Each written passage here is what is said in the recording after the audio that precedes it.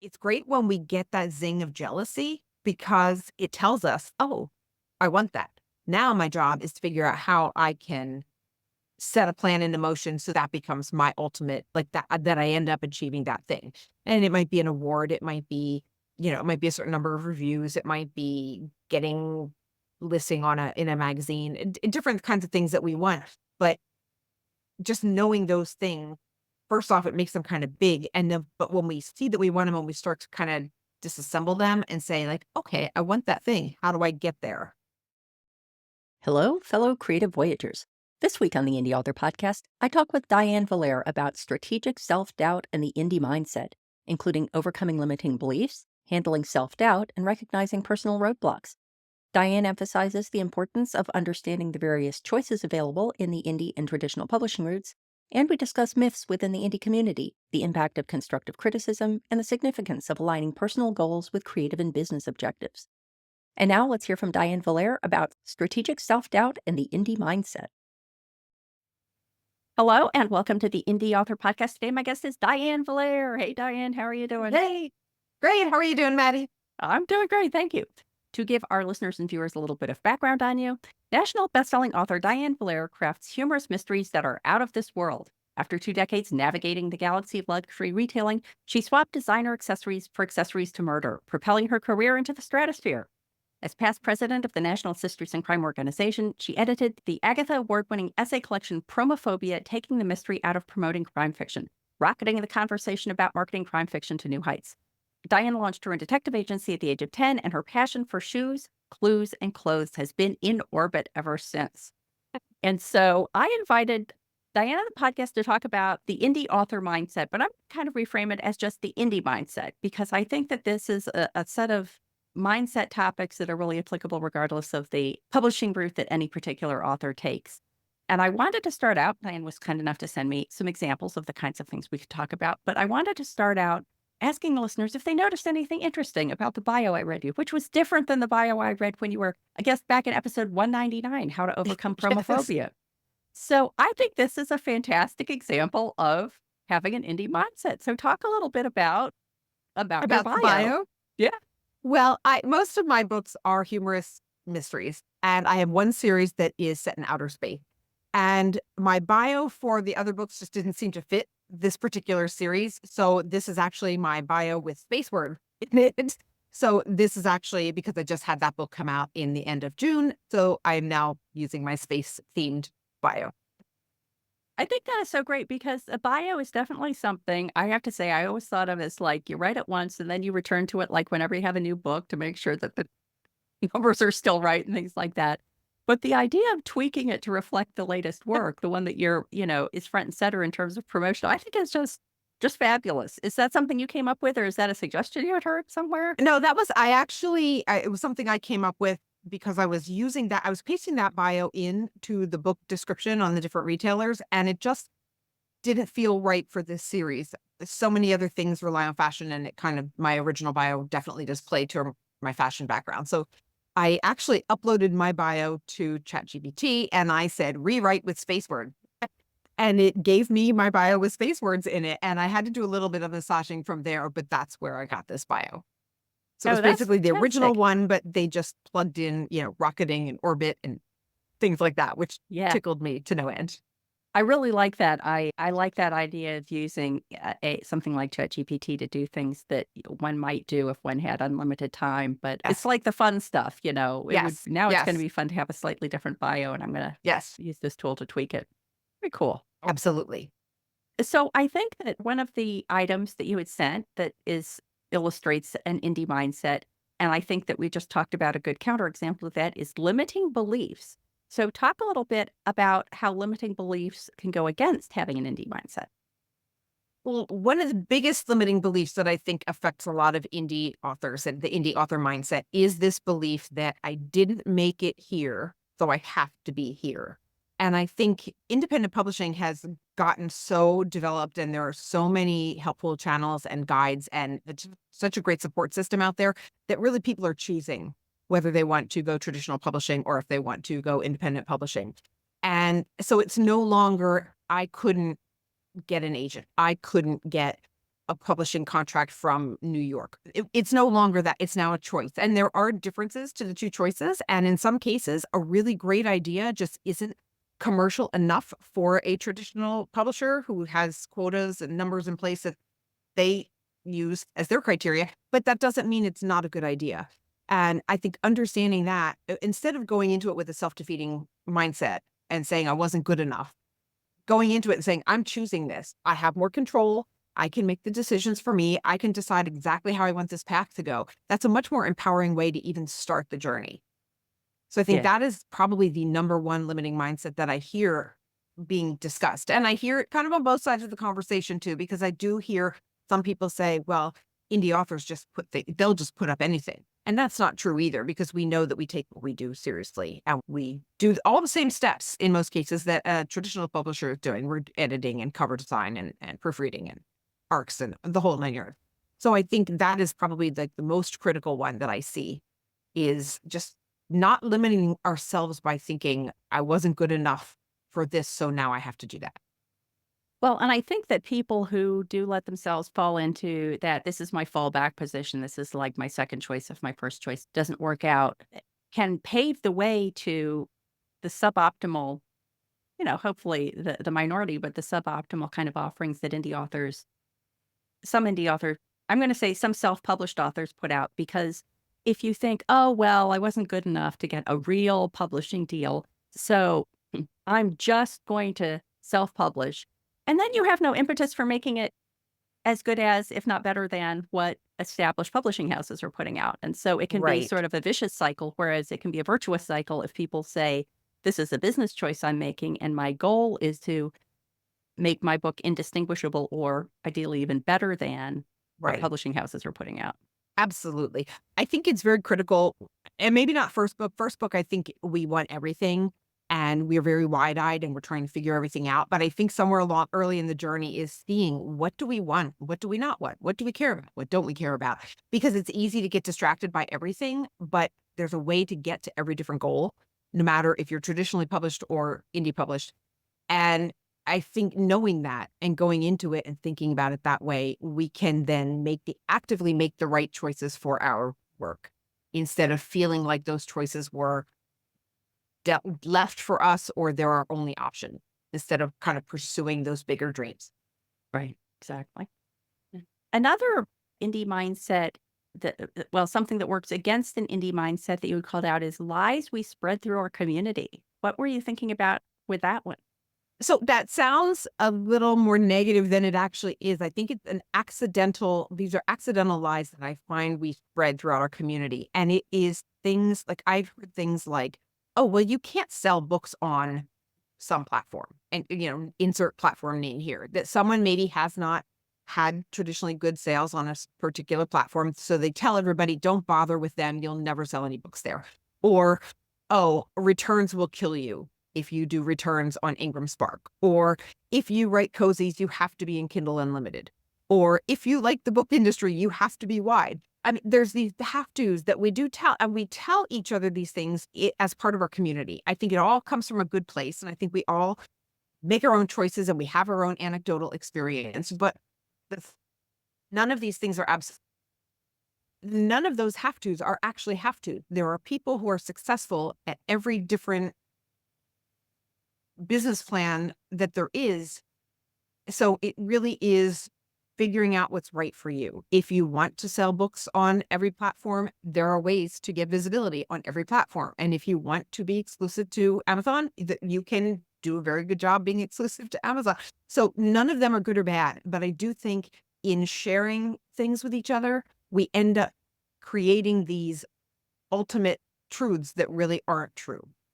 Yeah. That's making me think of having done a number of presentations to audiences who were not familiar with indie publishing and giving them like the overview. Indie publishing is in a nutshell, as I say. And the way I try to preface that is, first of all, there are no right and wrong ways. There are just things that are more or less aligned with what your goals are. So, for example, if you have a plan to put out a memoir about your family to share basically with your other family members and friends, then that's a perfectly legitimate goal, but you should not expect to retire on the proceeds. Um, and the other thing I try to emphasize is that for any guideline I give, somebody in the audience is going to say, "Whoa, I know somebody who did this other thing and was really successful." And I was like, "Absolutely, because if there was really one provable thing, everybody would be doing it now and everybody would be Right. succeeding." And so what I'm trying to share are, first of all, your plans aligned with your goals, and second of all, are you taking the path of least resistance? Because you can't, there somebody's going to have a story about an independently published author who got their books, nationwide in Barnes and Noble. But is that the exception or is it the rule? In fact, I remember talking with Leslie Penelope in a previous podcast conversation. She was independently published and then got a traditional publishing deal. And through the whole conversation, she was saying, I am not saying this like this is a blueprint for success, because the experience I had was so out of the ordinary that it's not something I can recommend people pursue. It was just, a freakish confluence of great Yes. And situations and talent and everything else. that absolutely happened. But I think when I was thinking about us talking today, I was thinking about different things I've overheard at just going to different conventions. And I've heard people say, oh, well, self publishing is great, but you can't make any money at it. And I thought, well, that's particularly, it's not true. And it's not great if that's the information that's being spread, because it's making somebody else, it's sharing a defeatist attitude almost. I've heard people say, oh, you have to write in a series. You can't self publish standalones. Well, that if someone's passion is writing standalone mysteries and they're good, or standalone anything, and they're good at it, that's what they want to do. They will be more successful than if they force themselves to write something that they aren't passionate about. So I think those, and even price points. I've heard people say, well, readers won't pay more than, and then, low dollar amounts, which again isn't true. I think it's, again, we start to share these things because maybe that's what we experience. But sometimes what we need is for somebody to burst that and say, actually, or yeah, no, that's not true. Or just counter that, because that's what really shakes us up a little bit and makes us think, oh, well, maybe I should shoot a little higher. Maybe I should try something different. Maybe I can be the exception instead of the rule. And that's really kind of, I think, where we start to take that power back. Yeah. As people who are, in charge of our decision. And I always like to quote the statistics, the Alliance of Independent Authors, which I'm now affiliated with, did their big indie author data drop, and they determined from that information that indie authors actually make more money than traditionally published authors. And I think before I joined Ally, my reaction was, well, of course, because they're the Alliance of Independent Authors, what are they going to say? But then the Authors Guild, which is very, founded in the traditional world, did a survey and found the same thing. So, you pick at those facts, just like you're saying, and you find that maybe they're not quite as true as people are making them out to be. Mhm. And I think that the Absolutely. other thing that can be, this is not lies we spread through our community, but I think an affiliated sort of thing is, I think that we all hear these stories anecdotally on a podcast or at an interview or in a conference or something like that. And people will say, oh, I'm making tons of money on my direct sales store. We think, oh, they're making tons of money on their direct sales store. And they might be saying that completely not intending to pull the wool over anybody's eyes. And they're making $75 a month and they're thrilled with that. But you very rarely hear numbers. And you Right. shouldn't extrapolate what people are achieving just by their anecdotal, like, I'm making a lot of money, or I'm having a lot of success, or I'm getting a lot of clicks on my ad. Because if you don't have the data, who knows what they're really Eh, talking about? It's absolutely true. It's absolutely true. I've seen posts where people are very, very happy about the progress that they're making, and then they include a screenshot, and it's the you wouldn't put the screenshot together with the enthusiasm in the post necessarily. You think that you're going to see a much bigger number. And it's great because my first month, I sold 10 books. My first month back in 2012. And I remember thinking, like, 10 books. I don't think that's good. I don't know, but that was the start, and I had to start someplace. So, there's somebody out there who's selling their first 10 books in a month, and they're thrilled because last month they didn't have a book. So everybody has those benchmarks, and we do need to celebrate those because that's how we start. Most people don't go from 0 to 100,000 books in a month. So that's definitely taking, when you don't know the data, definitely understanding that you're not seeing the full picture, I think is important. Yes. And I think that can be a tricky cycle too, because somebody could sell their first 10 books. and they're not like sure whether they should be happy about that or disappointed about it. And you kind of, if I'm in that situation, I kind of want to be both disappointed and excited. Like, I want to both acknowledge the fact that now I have my book into the hands of 10 people who, in other circumstances, would never have seen my story, which is a pretty fabulous thing. And recognizing that there's lots of up to go from 10 and not kind of feeling comfortable. For example, if financial Hmm. remuneration is something you're looking for, then recognizing that you can do better than 10 probably, and here are some Hmm. steps to take. So Right. balancing that, celebrating the successes, but not resting on one's laurels, I guess. Yes. Absolutely. Absolutely. It actually, just going out of order on our topics here. It goes well into the self doubts. One last, well, if you don't mind me jumping around, Yeah, the please. last one that we had on our list was using self doubt for good and not evil. I joked when I put it that way, but self doubt is usually comes up when we see other people doing better than we are, but we don't really feel that if their success is in something that we don't care about. We don't actually have that competition. We don't end up having that sense of like, oh, they're better than me, or oh, that's never going to happen for me. It's when there's something that we want that we have those reactions to it. So it's interesting to recognize that and kind of be able to see, instead of letting competition and letting us like almost, I don't want to say put somebody else down. I know that does exist in industries, but I feel like the indie community, for the most part, is very uplifting. But if we doubt ourselves, it doesn't help anybody to put down somebody else to make us feel better. That really doesn't work at all. So I think that is seeing that there's somebody doing better than you and cheering them because they're doing better than you and they're showing you that it's possible. They're showing you they can be your North Star for a little bit, not to copy what they're doing, but to see that it's possible to do it. And I think that's kind of critical. Our brains don't always believe things that we haven't experienced. So when we see somebody else succeeding, we can look at that and say, like, oh, it's possible. And now I can believe it for me because I see that it worked for somebody else. Yeah. Yeah, I've had the experience. It reminds me of two experiences I've had fairly recently. One is talking with someone who was quite early in his publishing career, his writing and publishing career, and having it be kind of like a fire hose of information about his book. And me thinking, oh, yeah, yeah, that was me, 10, 9, 8 years ago. Yeah. And probably still is. Like, I'm not exempting myself from this, but that idea that I think of going to a conference and speaking with very, very successful authors. I recognize this isn't an entirely fair comparison, but they don't generally talk exclusively about their own books. The more successful they are, the more generous they are with listening to what other people have to say and asking you questions and probing about what you're doing.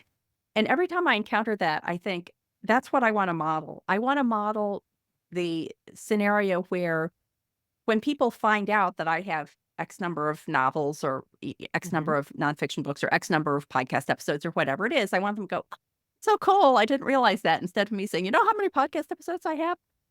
So just that, generosity is always a better look than, Absolutely. than overt self promotion in those kind of interpersonal interactions. And then the other Absolutely. thing that the self doubt was reminding me of, trying to think if I can tell this story without naming names, but I recently had an opportunity to be a member of a panel moderated by someone that I admire hugely and on the panel with someone I admire hugely. And when I first found out that I was going to be on this panel, I was sort of horrified. I was thinking like, really? I'm expected to hold my own in this conversation with these two very, very experienced people. And I really had to say to myself, I'm bringing a different perspective than either of these people. And it's a legitimate perspective. And I've spent a lot of time studying this stuff and I'm in the trenches. And I have, what was that? The Stuart Smalley, is that the skit of the old Saturday Night Live skit? Like, I'm good enough, I'm smart enough, and doggone I it, think people like me. Like, I'm trying to talk myself into that and saying, even if my experience is different and perhaps not as extensive as these other people, I still have value to add. And I just think that's something that we have to remind ourselves over and over again, that it's what does each person have to offer, not how does your offering stack up against somebody else's. right. And I think there's a really great book by Adam Grant called Give and Take. And it talks about, it's not specific to indie publishing, but it talks about business a lot. And it talks about how there are givers and takers in the world. And the givers are really people who are offering advice and offering support and offering like problem solving when they know how to help solve someone's problem with no expectation of return. And how these are connections we make in our careers. And they generally do work out for everybody involved. But there are also people who are just looking at, what can you do for me? And I think you're absolutely right. In this world, it lifts a lot more people up to be the person who can help out or who can inspire, who can basically, instead of saying, well, look how fabulous I am, but basically say, like, I've done this and I made a lot of mistakes, but here's something I learned, or, just being able to help that guidance or being able to keep doing it and have people say, like, wow, there's somebody who's been doing it for more than a minute. And maybe I can ask her a question or something like that. I think that helps a lot in our community. Yeah. And I think the other example this is reminding me of is this idea that the pool that's out there is enormous. Sometimes I'll hear people say, well, I feel like I've tapped out the US market, so I'm going to explore Europe. I was like, you've tapped out the US market? How can you even do that? And this came home to me. There are lots of good immediate examples I'm thinking of for these things that I interviewed Stephanie Chandler of the Nonfiction Writers Association, and one of her recommendations is share your work as widely as possible with advanced readers, to the extent of she had sent out hundreds and hundreds. I think the number 700 comes to mind. 700 advanced copies of her nonfiction book. And at first I was like, aren't those all the people that otherwise would buy it? But the fact that, as she pointed out, many of those people who got advanced copies purchased the book as well as an acknowledgement of what she had done.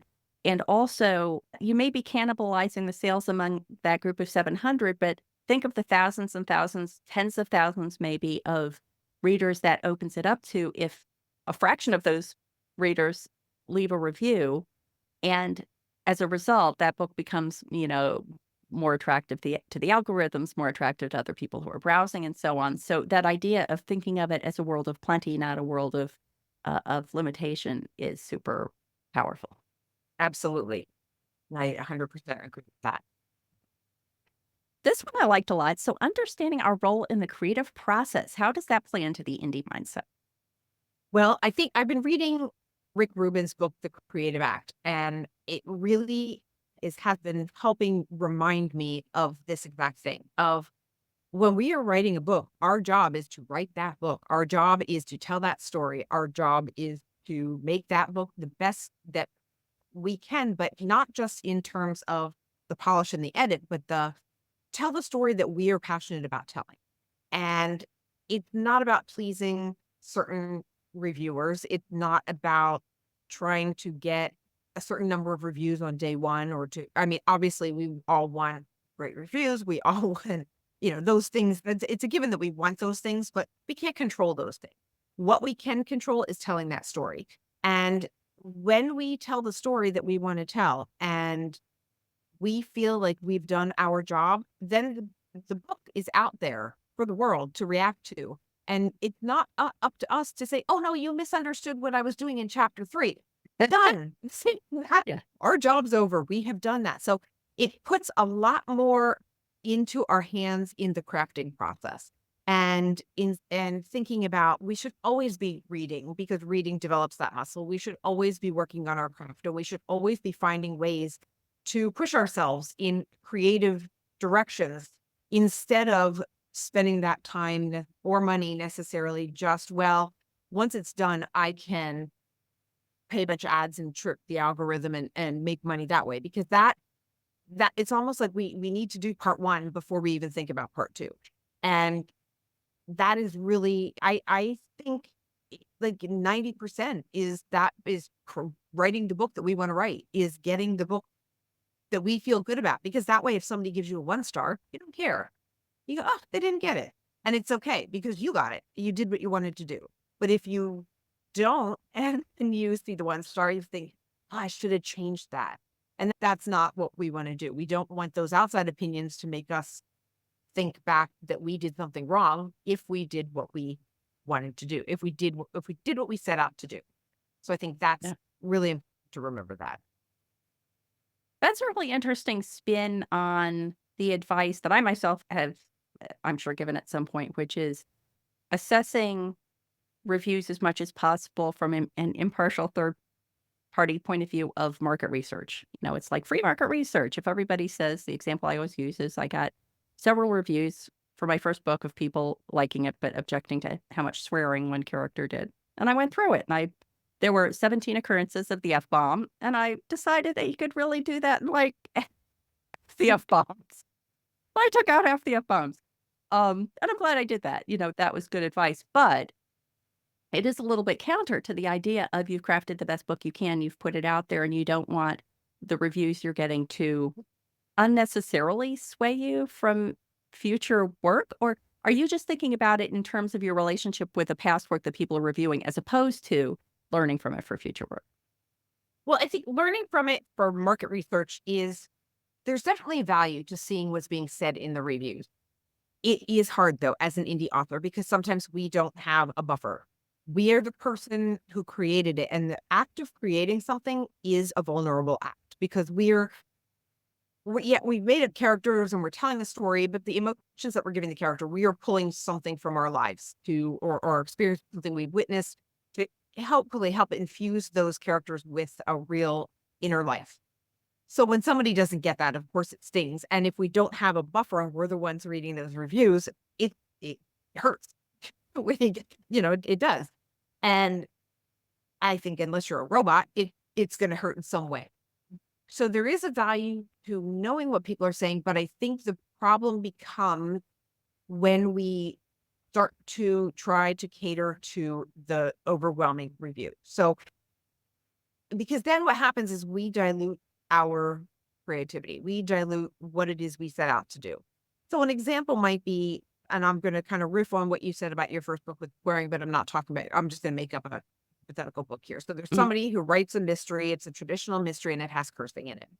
And people like it, but they say, or maybe it has sex in it or something, it has something in it that I liked it, but well, if you start to chase that, then what happens is you're going after, if that's not the character or the world that you wanted to write about or that you felt was the way to bring that story to life, then you're kind of chasing down a path that becomes less and less aligned with what you wanted to do. And the more you dilute what you want to do, the less powerful your work will be because it's no longer your pure vision and your pure work. And now it becomes almost like a joint effort because you're saying, well, I'm going to change this to please these people. I'm going to change this to please these people.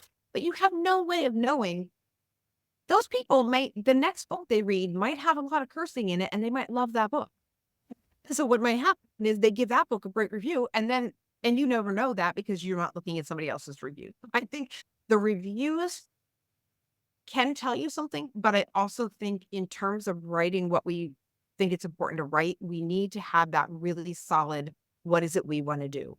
And know that and understand that. That way we can feel better about the criticism if we see the criticism. And if somebody says, I didn't like this, we can say, okay, you're entitled to your opinion. Everybody has their own opinion. And I think that's the better way to move forward with that feedback. Yeah. Yeah, I think that the lesson I could glean from the example I gave is that I wrote my first book without having any sense of I wasn't writing it with a genre in mind or anything. I just wrote this story. And ideally, I think that what I would have done is, I don't actually think this would have been possible, but theoretically, if there was the little all knowing angel on my shoulder, knowing that the book I would end up writing would fall into this sort of genre with these kind of Mhm. expectations and these kind of tropes, then I could say, okay, I'm recognizing that in these other similar books, there's not a lot of swearing, and I'm either going to tone down the swearing right from the get go, or I'm going to go ahead and have my characters swear, recognizing that's going to annoy some of the people who read it and have a different expectation. Or, oh, you Right. know what? There's a lot of swearing. Maybe my cover should be less cozy or whatever. Matching those, what you can learn the readers expect with what you're delivering, and then making intentional decisions about, I'm going to adjust my creative vision to comply with this, or I'm going to go ahead realizing I'm not complying with the conventions and I'm willing to live with that. Yes. And I think you hit on something very important there, which is if the book doesn't match the reader's expectation, that's where you're going to get those I didn't like this because. Because if the cover looks cozy, but the book really isn't cozy, you're going to attract cozy readers who buy it and say, I didn't like this book. And they Right. might not even be able to say why they didn't like it, but they might be missing the town setting or the crafting element or something. It could be it could be something you can't control, but because the cover or the back cover copy or the title had puns in it or whatever it might be, if it looks like you're targeting one set of readers, two things will happen. You'll attract the wrong readers and you won't attract the right readers. So it becomes critical to make sure that all of your elements and once you know the genre you're writing in to make sure all of your elements are speaking to the correct audience. Yeah. Because you might think, oh, but make it if I do this one thing, I'll get all of those readers too. And you might get those readers too, but whoever those readers are, they might not like your book. And then that might be the difference between, 1,000 reviews and 100 reviews or 100 reviews and 10 reviews or no reviews. So it's as important to package for your correct market as it is to not package for the wrong market. Yeah. Yeah, this is like the therapy hour for Maddie because all of these stories are reminding me of something.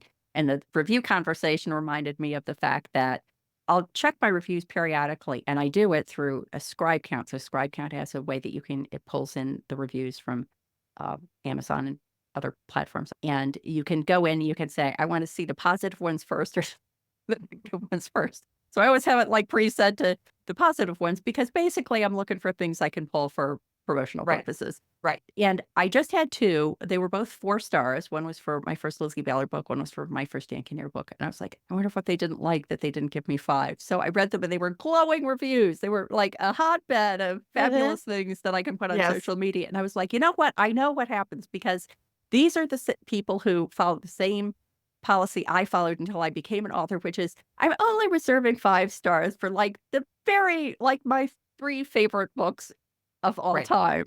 Right. And then the other ones can top out at a 4. But it's just one of those things like people will say, and it's hard to remember, but valuable to try to remember that the reviews are more about the reviewer than they are about the reviewee. Absolutely. Absolutely. I read something the other day, and it might have actually been in the Rick Rubin book because I read like an essay a day in that book. And it was something that said, you will never know what happened in that person's day to bring them to that moment where they're criticizing your work. And it could be the typeface you used on your chapter heading reminded them of a memo they got from their boss. They didn't like the tone of, and it just triggered something and they didn't like. I mean, you can never know that. So that is the other reason why I think we have to remember we're not going to please everybody. And sometimes not pleasing people is good because if you only see great reviews, sometimes you start to doubt that. Like, is that authentic? Is that real? I know a lot of times if I see something I like, I will check out what people are saying in the reviews. And even if it's a bad review, it might say something that actually works for me. And I just saw another author posting about this on Instagram today, where she said she looked at these reviews and they were scathing, but the things they said about the book they were talking about, all the things she loves to read. So she was like, auto buy, because if it has that and that's for me. How much So sex? exactly. So I All think, I right. mean,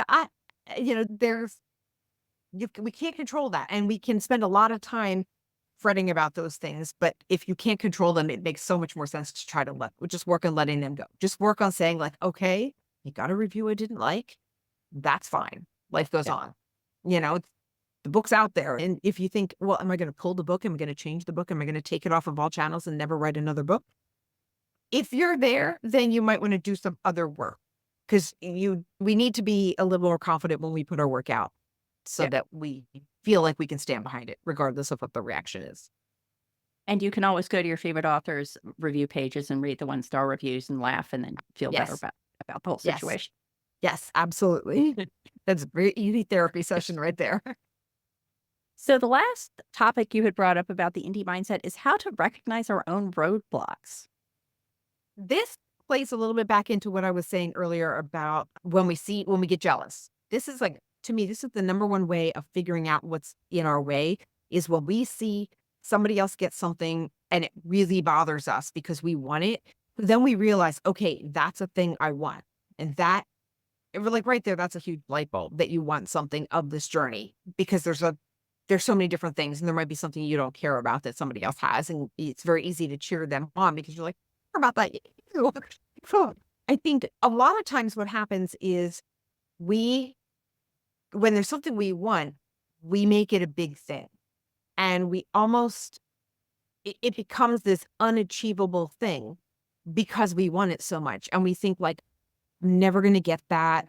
That's everybody's getting that but me. It never works out for me just because we care about it and it's not happening. But the more we tell ourselves all those things, the bigger the roadblock becomes because we're basically convincing ourselves that it's not going to happen. That it's never going to happen for us or going to happen. It's easier for everybody than for us. That's not true. It's not easier for somebody else than us. But somebody else might get something that they didn't care about. They might pass the benchmark that's important to us, but not to them. So it was no big deal for them. So I think that's really, it's great when we get that zing of jealousy because it tells us, oh, I want that. Now my job is to figure out how I can set a plan into motion so that becomes my ultimate, like that I end up achieving that thing. And it might be an award. It might be, it might be a certain number of reviews. It might be getting listing in a magazine, different kinds of things that we want. But just knowing those things, first off, it makes them kind of big. And then, but when we see that we want them, when we start to kind of disassemble them and say like, okay, I want that thing. How do I get there? And then we can break it down and we can say, okay, I haven't been doing these things to get me there. So no wonder I'm not achieving that goal. I'm spending too much time on some completely irrelevant goal. So that is, I think, the number one thing. And when you get that edge of jealousy about somebody else's accomplishment, that's a good thing because it just tells you that you care about it. And that's maybe something that you can spend a little time thinking about how to get through it. It sort of works the other way too, because as you're talking, I'm realizing that some of the things that if somebody woke me up in the middle of the night and said, "What are your goals for your author career?" I would have blurted out. My behaviors were not necessarily indicating that those were important to me. So, for example, making a lot of money with my books. If I have a choice between something that someone tells me if I do it, I'll make more money with my books, or but it feels like not right to my creative vision. When I look back at what I do, I almost always reject the making more money move and I go with the complying with my creative vision. And Mhm. the fact that what you're saying about looking at what other people are achieving sort of bears that out because when I have that jealousy of other authors, it's surprisingly infrequently that it's because they're making a lot of money. I'm like, "That's nice for them." But I'm sure that there are other things where people might say I get calls from people or emails from people that say, "My book got them through a really difficult time. They were in the hospital." You hear these stories about Mhm. these really heartfelt messages that authors get, and that's the kind of thing Mhm. I'm like, "I want that." That's that's more representative of what I'm going for than, "Oh, this Mhm. person made 7 figures. Do I wanna make 7 figures? Sure, why not? Who doesn't?" But, in, like, the list of things that my behavior indicates that I really care about, it's really not up there. So I like it that you can also use that, "Are you jealous or are you not?" to test what are Right. the real things that you care about, just like you're saying. Right. And I have one of these stories that I have to make sure I can tell it without mentioning name. I think this probably happens a lot, but I was at a convention, a conference last year, and one of the authors was talking about how she goes on weekends and she sells her books by hand at craft fairs. And she said she makes about $700 every time she does a craft fair. And because it became a successful channel for her, her husband went with her, they dress up in costumes, they interact with people, they now seek out certain kinds of fairs to go to that fit the books. And first thing you hear is you're adding $750 on a week. That's interesting. That's maybe I should do craft fairs. Maybe I should, and I was talking to a third author in between who said, I don't want to give up my weekends to do craft fairs. And she knew right away that was not something she wanted to do. So it was like done. She wasted no more time thinking about that because she knew very clearly that's not the path I want. And I thought that's really interesting because If your goal is, how can I make more money? How can I make more money? All you're going to hear is somebody says, I do craft fairs, and somebody says, I do Facebook ads, and somebody says, yeah, whatever. We know the list. We've heard all the Yeah. different things that people do, but you'll only hear those things instead of stepping back and saying, well, do I want to do craft fairs? Do I want to spend that much on Facebook ads? Do I want to whatever the other, X, Y, and Z? And I think that's the other reason why creatively it's important to think, like you said, between like making the pile of money or having the creative option, you almost always default to the creative option. And the thing is, you know, it's not like you're writing in a vacuum. You are still having some success. So that comes, but part of it comes because you're doing the thing that you want to do. And I think there's, we always hear the statistic of how many books are being published every year. I don't even know what the number's up to, but I know Ally has that number. And the number just continues to grow. So it can be disheartening to think like, who's going to read my book when there's all those books? But the thing is, if we write the book that we want to write, then nobody else, by default, nobody else could write that book. And that's what makes it worthwhile because it becomes a unique thing that somebody else couldn't do. Mhm. And I think that's that also part of the whole creative process and why it's important to be true to our creative process and listen to that more than listening to the external factors that we can't control. I Yeah. know I just kind of skipped back a few points with that one. But, Well, yeah. sort of closing out the how to recognize our own roadblocks, there's also the idea of um, how to recognize when we're taking too many roads. There's the fork in the path, and instead of choosing one, we split ourselves in two and we go down both. And so now we're not being good at anything because we're trying to do it all. Another easy pitfall to fall into. It is. And I heard something on a podcast, I don't know, 6 months ago or so, that was talking about the growth that a person makes in trying to achieve something. How from 0 to 50, we're all in a certain learning curve. And we can learn from the ground up when we learn those things and we can get very good at those things. But it takes a completely different skill set to get from like 51 to 90% good. And from 91% to 100, take a third different mindset. So what happens is once you've kind of gotten through that first 50% and you're making your way through like 51% to 90% of, I don't want to call it perfection, but of refining what it is you're trying to do. The, the early stuff doesn't really help you because you've already learned that stuff. And if you keep going back and thinking, oh, but I'm just going to keep paying attention to this groundwork stuff, you're not actually making any forward momentum. And the same thing, it works in reverse. If you're at the top of your game or you're in that maybe 90 to 100% level, the advice you give somebody who's in that first starting out, they don't know what to do with that advice because they have to learn those things, other things first before they can even start to hear your advice contextually. So it's like when someone's first starting out, if you gave them advice of somebody who's written 100 and published 100 books, it'd be very hard for that new person to understand what the groundwork is they have to do. Because at that point, you just have to write book 2 and then write book 3. And that's the number one thing to work on instead of thinking about things farther down the road, much farther down the road that are going to help continue your trajectory. Yeah. So I think that's another kind of interesting thing to remember that all advice, we always think we want advice from the really highly successful people, but they're in a different part of their career than a different part of their journey. And that advice is either going to be back to the beginning level. It rarely hits the middle level. It rarely hits at that 50% mark. Yeah. Cool. Well, Diane, it's always lovely to talk to you, and I'm glad we had a conversation where the listeners could listen in and hopefully share some thoughts of their own on YouTube if they choose to do that. But please let everyone know where they can go to find out more about you and everything you do online. You can find me. My website is dianevallere.com. And I am on Facebook. I am on Instagram. I am less frequently on social media these days because I am working on my focus. So I am sort of partitioning out my social media time. But those are the two best places to find me. And I do have a weekly newsletter, The Weekly Diva. And I send that out on Sunday mornings. So you can sign up for that at my website if you want to hear about girl talk, book talk, and life talk. Excellent. Thank you so much. Sure thing. I hope you enjoyed my conversation with Diane. Do you suffer from self doubt? And if yes, what steps do you take to combat it? I would love to hear your thoughts. just leave a comment on YouTube. And while you're at it, please subscribe. And if you got value from this episode and were thinking, I wish I could buy Matty a cup of coffee, you can do that. Scroll to the bottom of any page at theindyauthor.com and click Buy Me a Coffee. Until next time, here's wishing you favorable winds and smooth sailing on your creative voyage.